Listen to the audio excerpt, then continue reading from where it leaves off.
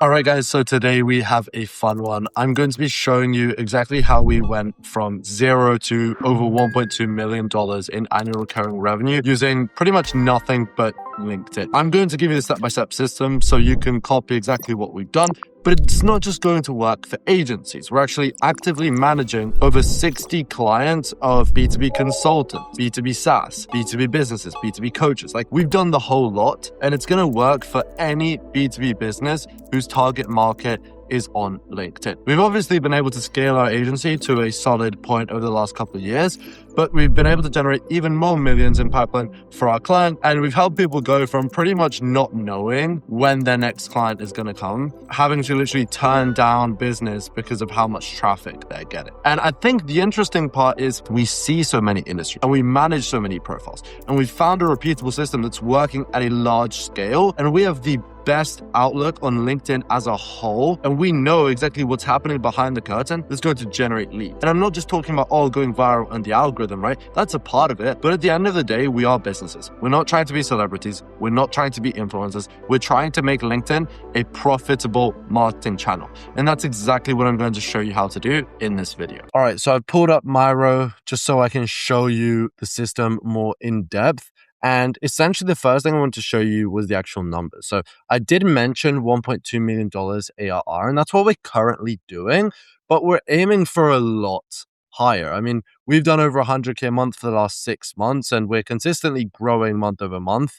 And I'm going to be honest, we're aiming for way higher. So these are just very conservative numbers. And we've achieved those results with only 31K followers, $0 spent on paid ads, and 0 cold outreach messages sent. The fact is that you can actually do this as well. And it's sort of unheard of for LinkedIn content to be $1 million a year marketing channel, but you can do this too. A really interesting thing is that the majority of our audience matches our ICP. Like, we're currently generating, I guess you could say, $3 to $5 per follower. And most people on LinkedIn, they're generating $1, or maybe they're generating less than $1 because they don't actually have any clients that are coming from LinkedIn. So you can definitely achieve revenue without having a huge audience. And that's exactly what brings me to the first idea that I want to get out of your guys' head. More followers is not more revenue. The consumer social model is basically that you should get as many followers as possible, get as much brand awareness as possible, go big, go broad, get 200,000 followers, maybe only 2% of your actual ICP, but it basically trains the algorithm to show your content to people who are never going to buy from you. And it causes the founders to make bad decisions, which are not incentivized to the actual growth of the company. The buyer concentration model is where we are 90% focused on solely getting the exact decision makers that we want to reach. Especially with the way LinkedIn works now, the more niche you are, it will actually show you to that specific ICP. So they've sort of shifted the algorithm where it's going to be a lot more focused on showing you to the right people rather than, a huge amount of people. So here's the 3 components that run together. Now, first of all, we need content that pulls in buyers. Second of all, we need a profile that converts that content. And then we need 2 mechanisms to turn engagement into booked calls. And when you have all of these 3 set up, you have the foundation of $1 million a year LinkedIn inbound funnel. So here's the system breakdown. Section 1, I'm going to show you the actual content that attracts buyers. So personal branding content where we talk about morning routines, quotes of the day, leadership lessons, like that generic, what marriage taught me about B2B sales. It's a big joke. Like, it's a big joke because it's not authentic, it's not relevant, and you're genuinely achieving nothing unless you're doing it in a sarcastic way. But at the same time, that's not going to generate buyers. So you can do maybe a personal post, but it needs to be relevant to your ICP. You need to engineer it that way. So let me give you a test. I want you to write a post or pick a post that you already have scheduled or you've posted before and read through it and just say, can a qualified prospect that is in a very specific situation that you help, I want you to ask yourself if a qualified prospect can actually resonate with that post. Do they agree with the situation? Do they also have the same pain points that you talked about? Is there basically some sort of link? If there's no links at all, then it's just not targeted. And I'm going to give you two different content types that actually work. So named problem posts is where we name an expensive problem the ICP is already thinking about. So for example, I wrote a post for a company that was selling AI voice solutions to home service companies. And what we talked about there was how home service companies are losing tens of thousands of dollars a month because they're not answering calls, right? They're missing calls. They're not answering calls during nighttime or out of office hours. And we literally just made a post where we said, hey, look, in the hook, this is how much you're losing. But instead, AI can do it for this price. So to give you some mock numbers, it was like home service businesses are losing 80K a month on missed calls. AI can do it for 10K. And the interesting thing about that post was that we literally had our price in the hook, and we got somebody in the comment to tag one of their partners, and that partner became a client from that post. And that post only got 15 likes, but it got them a client for 10, 16K, I think. That is like the perfect example of having a super niche specific post where we're naming the problem, we're clearly articulating how big the problem is, and we also clearly show look, this is the solution and this is why it makes sense. It's like, for example, my clients pay me a few $1,000s a month and then I'm generating them many, many, many more thousands of dollars a month.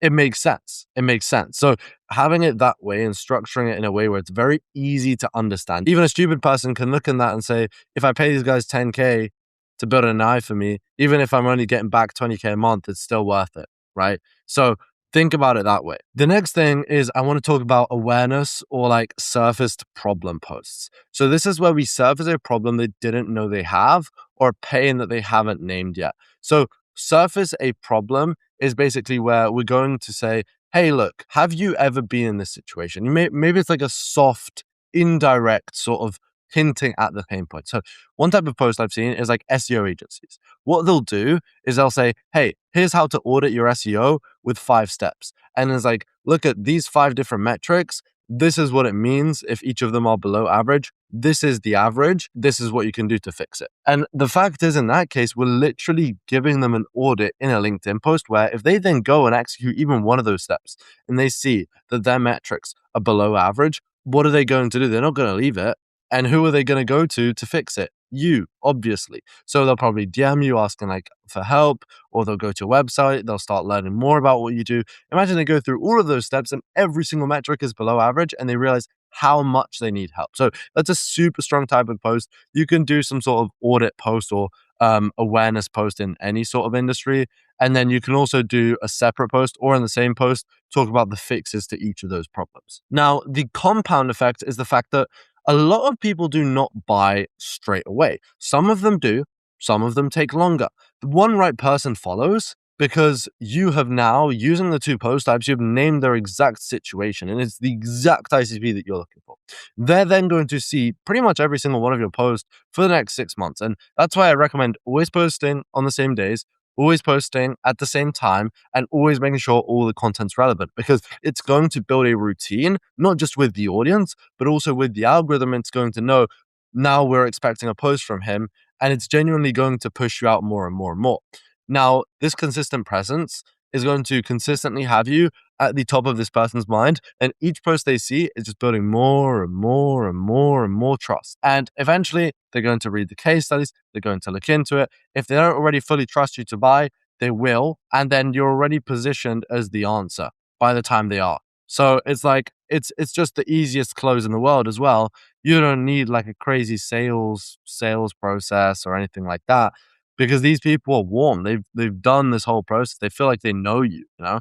And especially if you're funneling to maybe other platforms like an email list or like a YouTube channel, I mean, you're just going to get even more nurturing value out of that. And this exactly explains how we were able to scale to over 1.2 million, because 30,000 concentrated followers. And the fact is that not even all of them are the ICP. The majority are, but not all of them.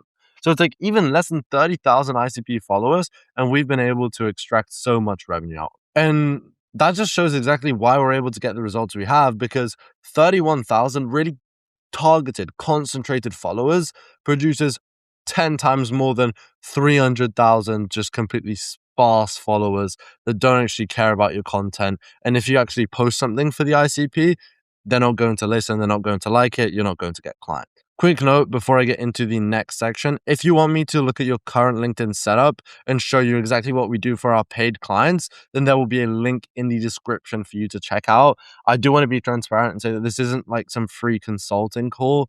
I'm going to give you my suggestions, but I'm also going to see if you're fit for our service. So please do keep that in mind, and let's get into section 2. So section 2 is the funnel. And on LinkedIn, your funnel is your LinkedIn profile. There's 4 profile elements that you need to have built out. So number 1, job title as the headline. I see this way too often. People say CEO at company you've never heard of. Like, genuinely, I understand that you want to position yourself as, oh, look, I'm the owner. The truth is, everyone's a CEO. Anyone can say that you're a CEO on your profile. Like, and it almost makes people put you into that same bucket as everyone else. I would honestly remove your job title completely, and I would focus much more on essentially the outcome.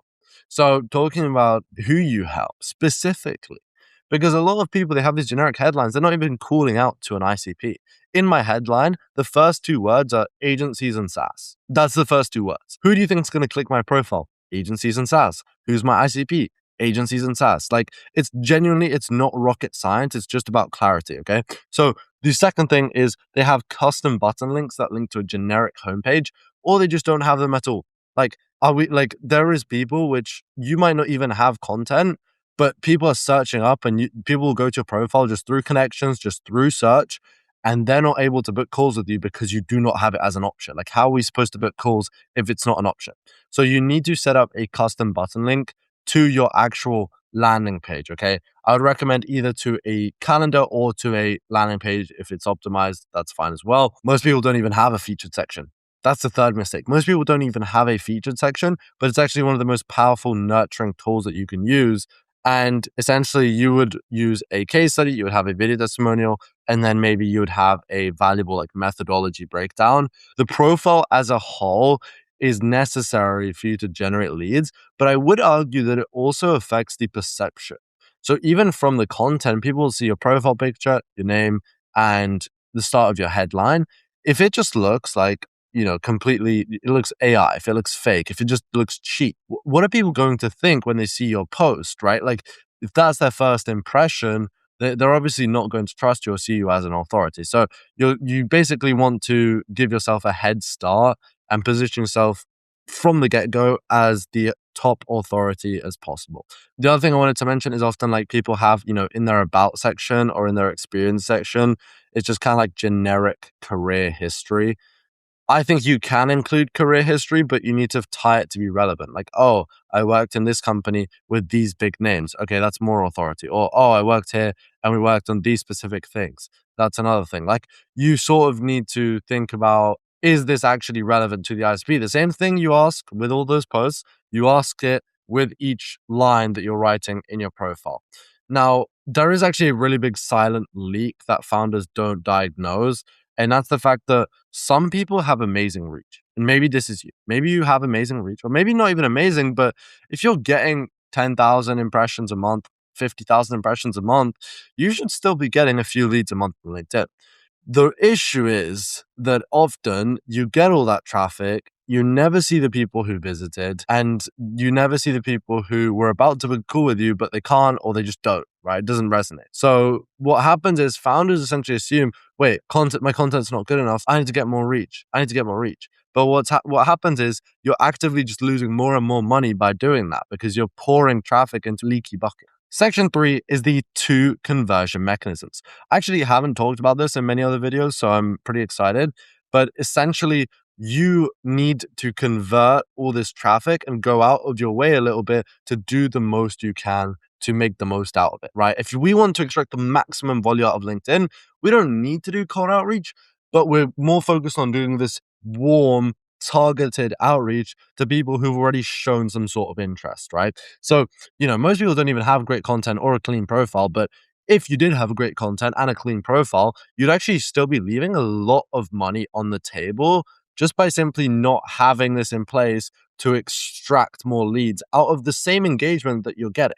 So mechanism one is for the lead magnet post. So most people post and they just wait for DMs. Whereas with a lead magnet post, we essentially tell people to comment a certain word and then send a connection request so we can message them, and we essentially offer some sort of freebie to send to them. This could be a free resource, this could be, a free trial for your software, this could be a free audit, could be whatever it is, right? Every commenter is going to then become a first degree connection who sees everything posted going forwards, because that's just how it works. They literally become followers automatically. That's how LinkedIn works. It's amazing. It's working in your favor. And these aren't random followers, because with lead magnets, if you position it correctly, these are people who have raised their hand for the exact problem that you solve. And each new connection increases the reach of the next post, right? Because with a lead magnet, if you get 500 comments, you might get 400, 300 followers. I mean, from one post, that's absurd.